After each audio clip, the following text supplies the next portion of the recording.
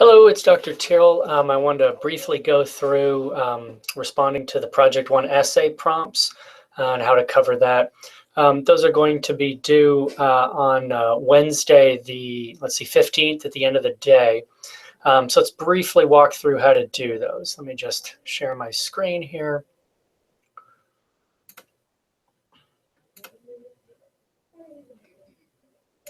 Okay, so here's the homepage. We can take a look at the calendar here. You can get to Project 1 from the calendar. It's also under the assignments here. But since the calendar controls everything, that's probably the easiest way. So as you can see, it's 2 essay prompts of 500 words approximately each, and that is not a hard count. I don't count the number of words. That's really to get toward the level of depth that I want you to engage with the material. So about 500 words each. They're due by end of day, Wednesday the 15th. As you can see, you can save and resume later, so you can, it's not timed or anything. There's a deadline, but you don't have to finish it all at once. You can do multiple attempts, which means if you submit it and then realize you want to make some changes, you can do that as well. What that underscores also, though, is I really suggest that you compose these in a separate program, like Word, and then just save it and then copy and paste. And I suggest you do that with everything, but it's really important here because you may think later, oops, I need to make some changes, and then you have to go and resubmit. So do make sure to compose in a separate program and then just copy and paste it over. So yeah, that's the overall information. Let's go ahead and take a look at these in particular. Same thing, 500 words each, about Wednesday the 15th, end of day. You can do multiple attempts, and you can also save without submitting. So if you want to work on it a little bit and then save and then come back. So we've got 2 prompts, and they both have rubrics. The rubrics are similar but slightly different, so you do want to take a look at those. So in approximately 500 words, produce your own informed definition of binge media that incorporates attributed material, which means quotation, paraphrase, or summaries from 3 of the critical sources read in this unit. And there's 5 of them: the Jenner, the Matrix, Chen, Huang et al., and Johnson.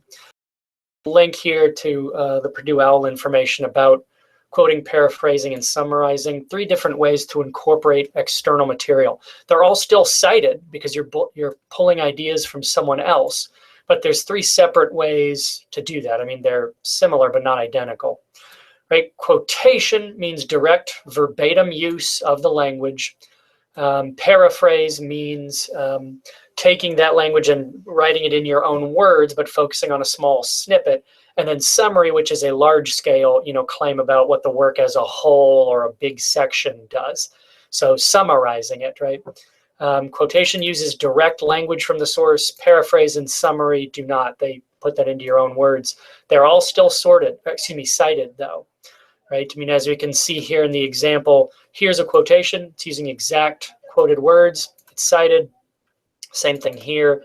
But then in this last sentence, according to Freud, actual but unacceptable desires are censored internally and subjected to coding through layers of condensation and displacement before emerging in a kind of rebus puzzle in the dream itself.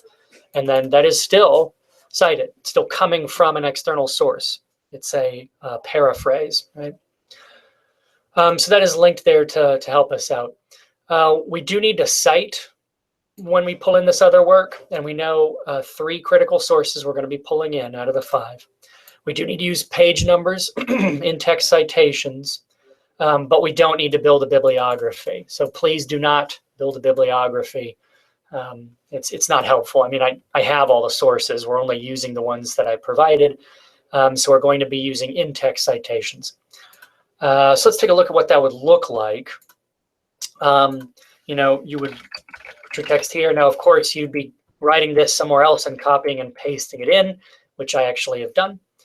When you want to use material, right, you might use something like this. Here's a direct quotation. Johnson suggests that complexity in popular media involves 3 primary elements: multiple threading, flashing arrows, and social networks. That does underscore. You always need to make sure you're using the exact language. I had an error there. I need to make sure it's correct. You don't want to violate their language in a quotation. If you need to make a change, you can do that, and then you put sick in brackets afterwards. So, you know, if you were going to change this to involved for whatever reason, you put it in brackets. If you're changing an error, then you put sick afterwards. It's probably not going to come up. Don't worry about this if you don't want to use it, because you don't have to. Just stick to the words that are there. Right, so that's an example of a quotation. Here we see the page number, right? So that's exactly how we should do it. Don't need to put in a bibliography. I've got it cited right there. You might alternately use something like a paraphrase. And that's really what I encourage, because 500 words is not a lot. I know it seems like it, and we're all trained to try and just put stuff down until we hit the word count. 500 is very, very small. So it's usually better in a situation like this to paraphrase for maximum efficiency. You can communicate more in fewer words. For example, I could paraphrase this. Johnson suggests that complexity in, oops, wrong one. But no, let me just put that up here. Johnson suggests that complexity in popular media results from an increase in multiple narrative threads, a decrease in overt narrative cues he calls flashing arrows, and the expanded social relationships among characters. 65, right? So just a few more words really, and I could trim this down, and yet it communicates so much more, because otherwise you have to explicate what are these things, right? If you're just quoting it. Here's a decent paraphrase that explicates, here's what those things are, all in the same sentence. So a lot more efficient. That's why paraphrase generally is preferable. It's also preferable because it's more readable, right? Here we're just kind of dropping in a chunk of text which requires explication. Here it's explicated as you speak, right? So it's paraphrase and summary is more readable. Paraphrase and summary, we're often wedded to direct quotation because it's what we've been taught.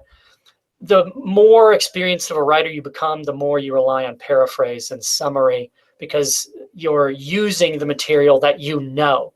You really only use quotation if there's a particular reason to preserve the exact language. Otherwise, paraphrase and summary are better, because you know this is stuff you know, so you can use it rather than just plop it in there. Do, of course, still cite, because this is coming from an external source. Okay, so that's how we would do that. We don't need a bibliography. We just need to put the page in there. In fact, you could even tidy this up even further.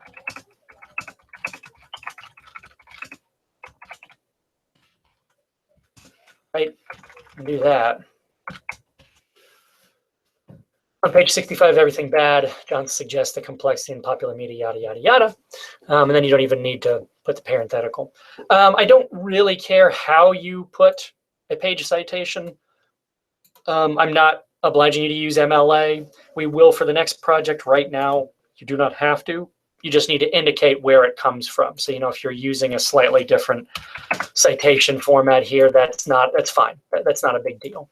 I'm not obliging you to use MLA for this assignment.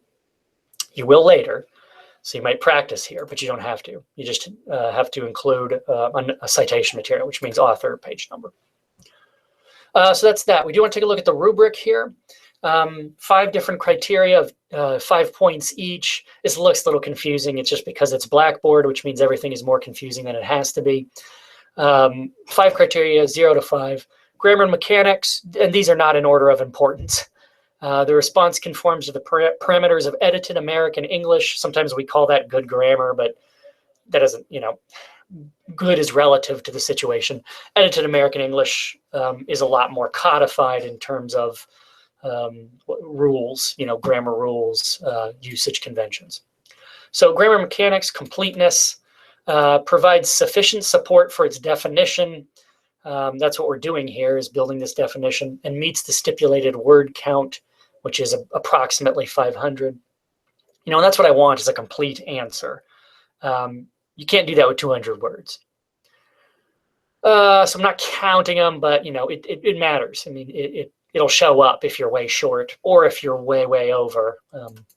that's a different issue. But still, I'd like you to do approximately 500. Sources, it incorporates appropriate material from 3 of the critical sources with appropriate attributions, including page numbers where available. They all have page numbers except one, the online source. Effectiveness, it provides a thorough, insightful explication of the concept of binge media. And then organization progresses in a clear, logical order. You don't just slap things down and expect me to connect the dots. That's your job. You connect the dots for your reader. That's what we do as authors. So that's the rubric. That's prompt 1.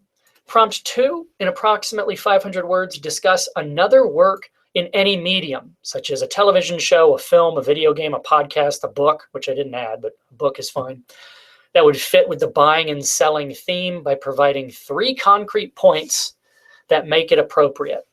So in order to answer this question, you need to define your understanding of the buying and selling theme in order to show how the other work fits, right?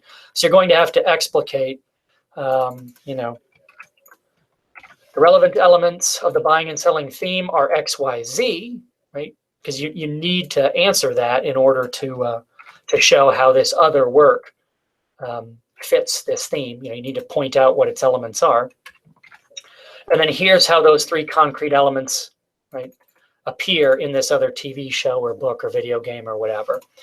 Okay, so that's how that one works. You're essentially identifying another work that would fit in this theme that we've been looking at since the start of the class, buying and selling. I haven't defined that for you. It's your job to define that based on what we've seen and discussed and the replies you've made and everything we've done. So you provide 3 concrete points by essentially defining here are the appropriate elements of that theme, and here's how here's how that shows up in that TV show or whatever.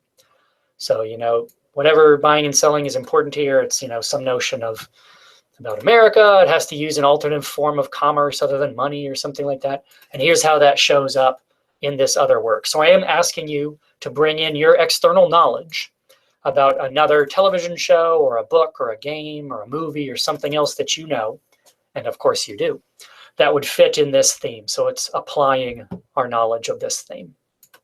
Okay, it also has a rubric, very similar but slightly different. Grammar and mechanics, completeness. Instead of, or unlike the previous rubric, this one has context. So the response appropriately clarifies the author's understanding of the buying and selling theme, which you have to do. And then effectiveness provides a thorough, insightful explication of why this other work fits that theme as defined by the author, by you. You're the author. And then organization. So these 2 criteria are slightly different because the prompt is slightly different. Okay, so at any time you can save your answers and come back to them, right? You can leave and do what you need to do. And then when you come back, I think it gives you this warning, in fact, up here. Yeah, return to it. So I should be able to go back and it should save this stuff for me. Right, there it is. So you can save without submitting. And then once you're ready to go, you can click Save and Submit. Once you do that, it'll clear this. I'll just do it. It'll clear this out, which means that's your answer. However, if you want to return to this and you realize, oh, I just thought of something that would really fit here and it would really make this answer that much better, you can do a multiple attempt. So you just have to go back to this and begin. And it'll give you these new submission view attempts, right? So we can actually take a look at the last one. I want to do a new attempt. And what happens is it saves your old one, and then it puts your new one on top of it. So it gives me both of yours. I just score the most recent one that you submitted. It keeps them both, or however many you submit, but it only, it stacks them. So I only look at the top one, okay? So that's how that goes. Once you're finished, it'll give you this thing. And that's the gist of it. Whoops, my Google Hangouts. Okay, so let's go back here.